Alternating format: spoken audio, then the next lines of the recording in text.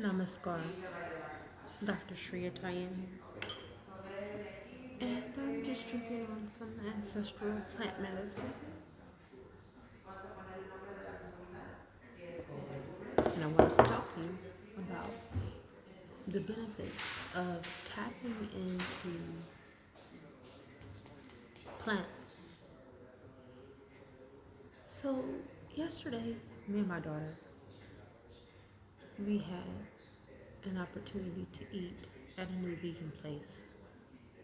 It's a Latin vegan place, and you know, the food was really good. It's called Del Casa Vegiano, and the food was really good. The only complaint I have is that queso was too damn salty. It was just too much. But other than that, I had an avocado chango, which is like a chimichanga, but with avocado inside. Oh, it's so delicious, man. I can't even, words can't even express how good that stuff was. Um, so as we were walking out, my daughter was walking towards the car, and I walked towards the kava bar. I said, "Kava bar? What is this? Like coffee? Some type of coffee with kava in it?" Oh my God, nothing like that. Okay, I go inside. I meet this wonderful guy named Chris. He was uh, the marketing manager, and then the other manager came in. No, I met Mike first. He's the marketing manager. Sorry, and then I met Chris. Yeah, he's the manager. He runs multiple kava bars here around Dallas, and he was really nice. And I got to talking to him, and I realized I need this in my life. Not only do I need this in my life, but I need this for my clients because I never had an addiction problem with any drugs, alcohol, or anything like that. But when I moved to Dallas 2 years ago, I started drinking. And I haven't drunk in like 2 months now. And I've been going through withdrawals and not realizing that's what's happening to me. My body's been aching um, really bad. And so I had some kava. Oh my God, it calmed me. Like I was so fucking zen, you would have thought that I smoked THC and I didn't. It was like really calming. So I researched it and I channeled.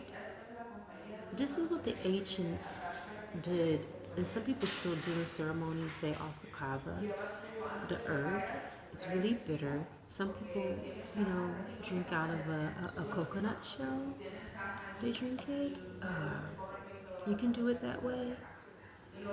I drank it out of what is called a bula, I think.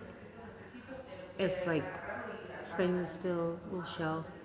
Uh, I loved it. It was, man, it was powerful. And I just wanted to share the experience how our natural arts and natural forms of healing have been lost. And we need to reclaim that back. And so I am going on a deep dive and a deep journey right now in my ascension process. It's not for the meek of hearts, okay? I've been following some of my teachers that I started listening to at the beginning of my awakening, and I am picking up so many things that I've forgotten about. Um, I used to follow an Indian shaman. His name is David, and he taught me a lot of things, a lot of shamanic things. Okay, like how to become more psychic, how to develop your psychic abilities, and tinctures, teas to drink. Like, that man's so instrumental part of my journey that I'm gonna travel back to Indiana just to sit with him for a day again, just so I can learn, just so I could regather my consciousness. And through him, the source used him to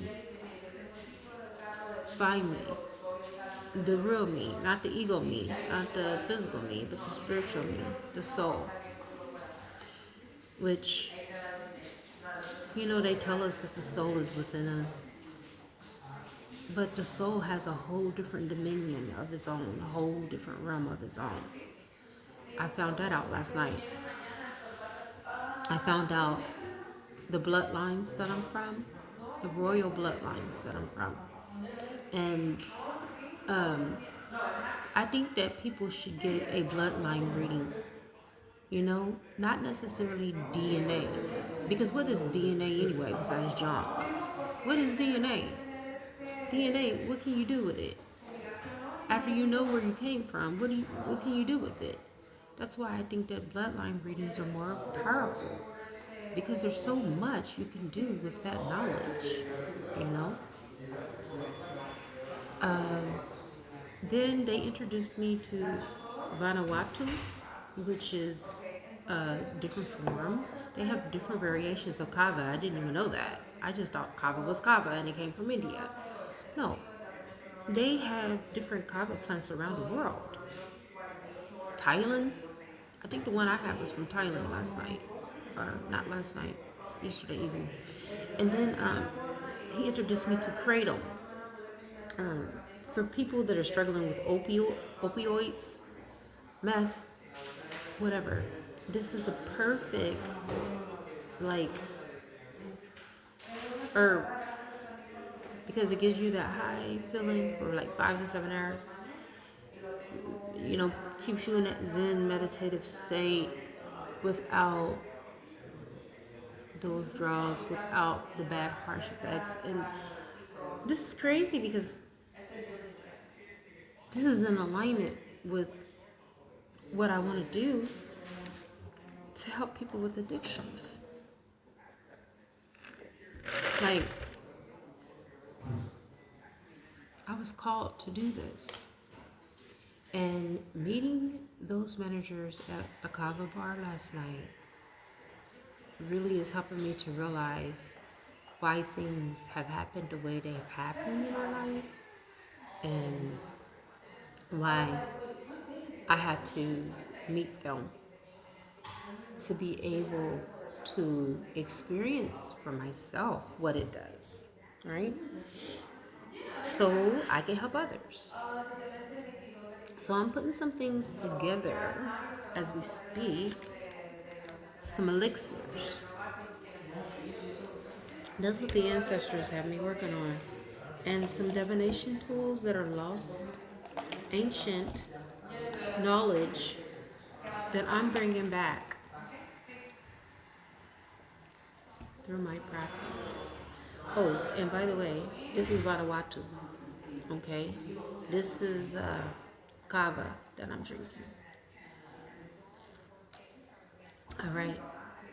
So since I'm fasting, this is all a part of my fasting liquid diet. Because when there is an eclipse or a full moon, I usually fast. I don't put a time frame on it, but I fast as much as I possibly can during those phases. And since we're still in the eclipse, whether you know it or not, we're not even in the shadow. We're actually still in the eclipse. I felt like, why don't I just be a clear, open channel and just have this fluids in me so I can cleanse my system. Thank you for watching. Namaste.